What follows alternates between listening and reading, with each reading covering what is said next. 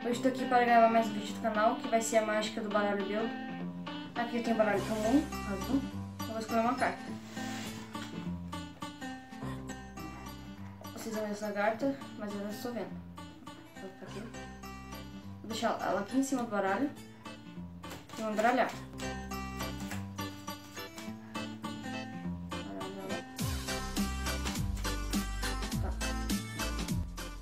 Aqui eu vou como se fosse destruir o baralho. Tá todo ele desorganizado.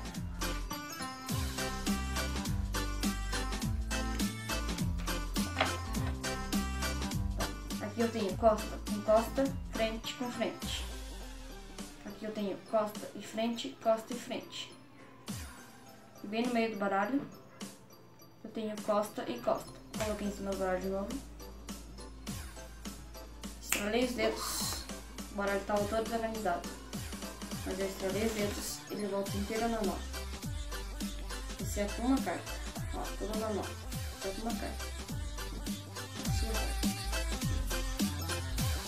E é isso aí, galera. Se gostaram do vídeo, deixe seu like, se inscreva no canal para me ajudar, que vai ajudar muito. Minhas redes sociais vão estar aqui embaixo na descrição. E é isso aí, falou e até o próximo vídeo.